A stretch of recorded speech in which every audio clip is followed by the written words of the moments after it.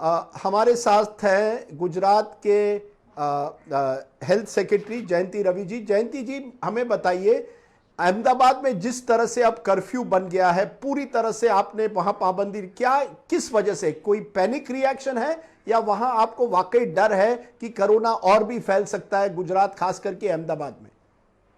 ये यहाँ पर जो हम संक्रमण देख रहे हैं कि जिस तरह से बढ़ रहा है, सरकार बिल्कुल चाहती है कि यहाँ संक्रमण ना बढ़े। और ये एक सरकार जो है it is caring for the citizens, लोगों की हिफाजत हो, लोगों का संरक्षण हो, ये हमारा बिल्कुल मकसद है। और हम चाहते हैं कि जो कुछ भी करना चाहे, बहुत ही अगर कड़क स्ट्रिक्ट पगले भी अगर स्टेप्स भी लेने हों, तो वो लेने में भी हमें हिचकिचाहट नहीं है, क्योंकि हमें एक एक नागरिक को संक्रमण से बचाना, उसे सुरक्षित रखना हमारे लिए बहुत बहुत महत्वपूर्ण है। तो ये बताइए, इतनी डेथ रेट क्यों हुई है? सब देख रहे हैं कि गुजरात की डेथ रेट 5.8% हो गई है। क्या वजह है कि डेथ रेट, मैम, गुजरात में इतनी बड़ी है? एब्सोल्यूट नंबर्स में भी हम देखें तो गुजरात का डेथ रेट, जैसे और भी स्टेट्स हैं, महाराष्ट्र है जहां पर डेथ्स ज्यादा हुए हैं, हाँ, पर जो डिनोमिनेटर है, क्योंकि जितने पॉजिटिव केसेस है उसके अगर एज अ परसेंटेज मोर्टेलिटी देखते हैं तो हमारे यहाँ डेफिनेटली थोड़ा ज्यादा है। लेकिन इसके कारण ये भी है कि हमारे यहाँ जिसे हम कोमॉर्बिडिटी कहते हैं, यानी कि पहले से अन्य गंभीर बीमारी, या जिसे रिस्क फैक्टर कहते हैं, कि ऐसे लोग जो 60 वर्ष से ज्यादा या फिर 10 वर्ष से कम लोग होते हैं, प्रेग्नेंट लोग हैं, इस सबको रिस्क फैक्टर कहते हैं। तो ऐसे लोग जो हैं, इनका प्रमाण जितने भी हमारे यहाँ दुखद अवसान हुए हैं, उसमें 85 से 90% इस कैटेगरी के लोगों का रहा है। इसीलिए हम भी हमारी एक व्यूह रचना और रणनीति के दौर में जब हम सर्वेलेंस करते हैं, घर घर जाते हैं, तो ये जो एल्डरली और कोमॉर्बिड कैटेगरी के लोग हैं, उनको खास करके सुरक्षा कवच के लिए हम बार बार ये हमारे सब मेजर्स ले रहे हैं। उनकी रोग प्रतिकारक शक्ति बढ़ाने के लिए भी, सभी के लिए आयुष की दवाएं, होम्योपैथी, आयुर्वेद की दवाएं भी दे रहे हैं, और अच्छे न्यू ट्रायल्स और जो ऐसे भी महंगे दवाइयां भी, इसमें हम जैसे टॉसिलिजुमैब इंजेक्शन वगैरह, वेंटिलेटर पर जो लोग ऐसे लेटे हुए हैं, उनको अपने स्टमक पर, जिसे हम प्रोन अवेक कहते हैं, ये सब भी एक्सपेरिमेंट्स जिसके बहुत अच्छे रिजल्ट्स आए हैं, ये सब कर रहे हैं। टेलीमेंटरिंग कर रहे हैं, रोजाना 12:30 से 1:30 तक हमारे सबसे अच्छे जो निष्णात हैं, तज्ञ हैं, उनके साथ एक एक क्रिटिकल केयर पर जो पेशेंट्स वेंटिलेटर पर हैं, पूरे 26 जितने अलग अलग सेंटर्स में से उनकी पूरी डिस्कशन होती है और एक्शंस लेते हैं, जिसकी वजह से अगले दिन पता चलता है कि क्या उसमें सुधारा हुआ है, और बहुत उसमें अच्छे रिजल्ट्स भी आए हैं। वैसे ही जो टॉप क्रिटिकल केयर के तज्ञ हैं, भले प्राइवेट मैं सेक्टर में भी हैं, इन सबको भी हमने आमंत्रित किया है। भारत भर के जो जी सबसे अच्छे जाने माने लोग हैं, जैसे कि डॉक्टर रणदीप गुलेरिया, फिर जैसे डॉक्टर दिल्ली के अपोलो के डॉक्टर राजेश चावला, जी डॉक्टर रोहित पंडित पल्मोनोलॉजिस्ट हैं, इन सबको भी हमने आमंत्रित किया है हमारे यहाँ 1 डे के लिए, हवाई जहाज से भी उनको यहाँ इनवाइट करके, जिससे कि जितने लोग हम जो ट्रीटमेंट दे रहे हैं पेशेंट्स को भी वो देखें, और भी उनके कोई सजेशंस होंगे तो बिल्कुल वो हमारे लिए, we would be very happy to learn.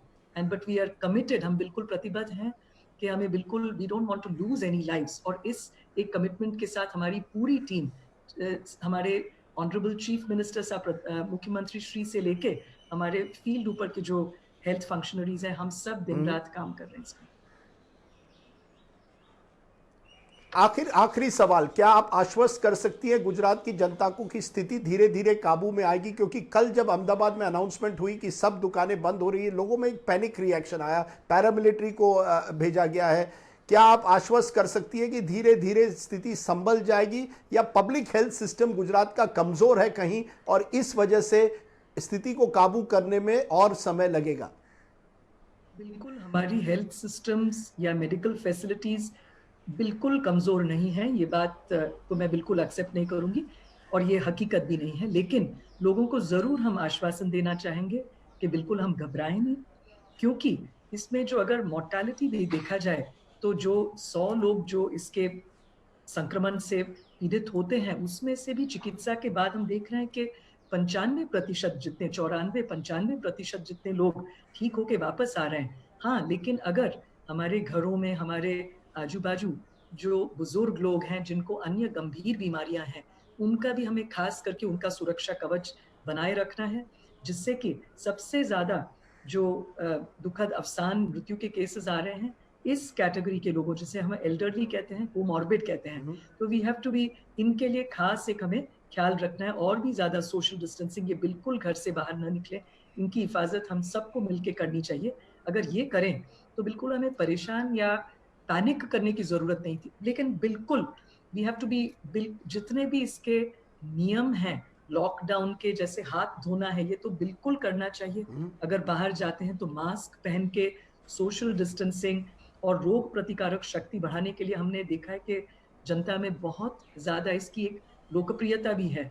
तो जितने भी हम इसमें जैसे होम्योपैथी का आर्सेनिकम एल्बम की गोलियाँ हैं, समसमवती, आयुष, जो भी चीज़ जिस चीज़ में हमें आस्था हो, ये सब करेंगे तो भी हमारी एक सुरक्षा कवच बनी रहेगी। और इस तरह से और ये फ़ियर का पैंडेमिक ना हो जाए, क्योंकि उससे भी हमारी रोग प्रतिकारक शक्ति, इम्यूनिटी घट जाती है। तो we have to be confident, मनोबल बनाए रखें, लेकिन बिल्कुल जो लॉकडाउन और जो संक्रमण जी। बंद रखने के जो नियम है, उसका पूरा-पूरा अनुपालन हम सबको करना है। जयंती रवि जी, आपने हमसे बात की, आपने अपना कीमती समय हमें दिया, बहुत बहुत शुक्रिया। Thank you very much ma'am. नमस्ते, थैंक यू।